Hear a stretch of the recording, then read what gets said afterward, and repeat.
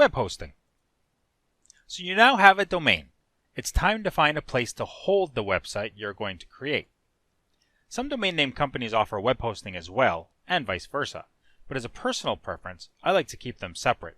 Why? Well, domain name registers do one thing very well, and that's domain name registration. Web hosting companies usually do one thing very well. You guessed it, web hosting. I find that companies that do two or more things aren't the best at either. And for public web hosting ratings, those that are also domain registrars aren't at the top for quality and service. If anything, I would rather register my domain name at a web hosting company rather than the other way around. I don't mean to put down any company. Like I said, it's just a personal preference.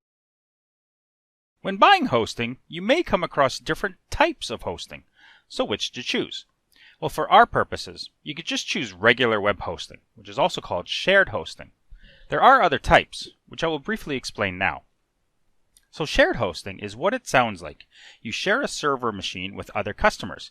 This is usually completely fine, as the machine is divided through software into separate individual parts, so one customer's accounts usually does not interfere with another's.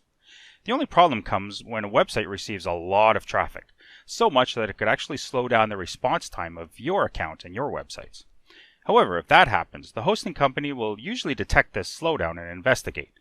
They may realize the account is sending spam and shut them down. Or if the website is growing really popular, they may advise the customer to move their account to a higher hosting plan. Website Builder and WordPress hosting are just marketing ploys. Ignore those. The prices are much higher than regular hosting, and you have pretty well the exact same functionality. VPS is called a virtual private server. What this means is that you still share the server machine with other people. However, due to more robust software, nothing that other account does will ever affect the performance and speed of your portion of the machine. Only think about upgrading to VPS once your website receives hundreds of thousands or even millions of visitors a month. Dedicated means only you have access to the web server. You share it with nobody else. Because of this, hosting is quite expensive, a couple $1,000s a year at least. Only go this route if you're becoming as big as, say, Wirecutter.com, which has 4.4 million visitors a month.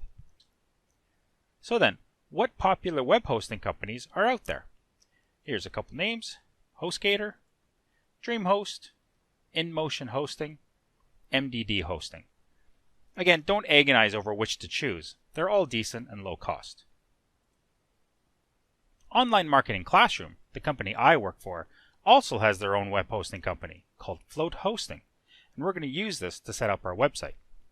If you wish to use our services, we have a 50% off coupon for you to use, just for students such as yourself. Simply download our PDF instructions in this section. Now, let's get set up for our web hosting.